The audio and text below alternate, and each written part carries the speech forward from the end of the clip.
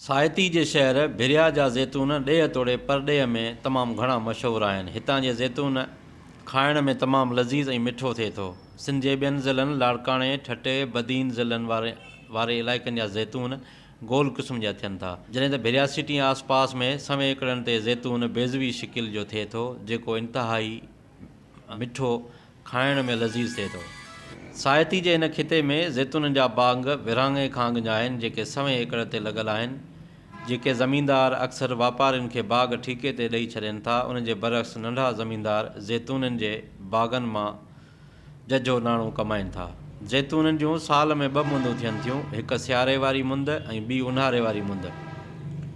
ऊन्हारे वारी मुंद खे अड़ाड़ी यानी अणमुदायतो चयो वेंदो आहे, जेको वणनि में घटि तइदाद में थींदो आहे। हिन जी ॿी मुंद सियारे वारे ज़ैतून खे मुंदायतो ज़ैतून चवंदा आहिनि, जेको बाग़नि जे में घणे अंदाज़ में थिए थो। मुंदायते ज़ैतून आड़ाड़े ज़ैतून खां मुख़्तलिफ़ थिए थो।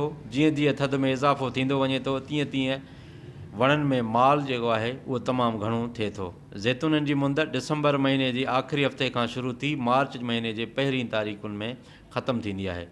अहिड़ी रीति ज़ैतून जे हिन मुंद में बेरोज़गार नौजवान, मज़दूर तोड़े ॿिया माण्हू रोज़ी रोटी कंदा आहिनि। भिरिया सिटी आस पास में सवें एकड़नि ते मुश्तमिल ज़ैतूननि जो वॾो मिक़दार में बाग़ाई हितां जा ज़ैतून पोखनि था। अक्सर बेरोज़गार नौजवान रोडनि जे किनारे ते बीही ईंदड़ वेंदड़ मुसाफ़िर गाॾियुनि में ज़ैतून विकिणी पंहिंजे घरनि जा विसायल चुल्हा ॿारनि था।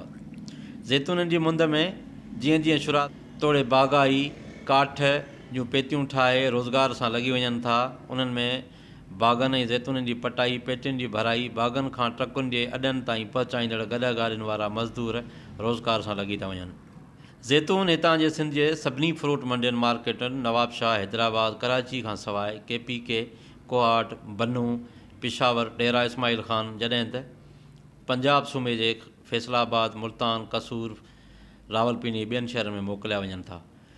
भिरिया सिटी मां रोज़ाने जे बुनियाद ते 30 ज़ैतूननि जूं ट्रकियूं जेके आहिनि उहे ॿाहिरि वञनि थियूं, जेके ज़ैतून बॉर्डर ज़रिए अफ़गानिस्तान ताईं पहुचनि था, जंहिंमां वापारी तोड़े बाग़ाई सुठो नाणो कमाइनि था। सिंध जे हिन तारीख़ी खिते साहिती परगणे भिरिया सिटी में ज़ैतूननि खे मुल्की तोड़े साहिती परगणे भिरिया शहर जे ज़ैतून खे ॿाहिरिनि मुल्कनि में मोकिले असां सुठो नाणो कमाए सघूं था।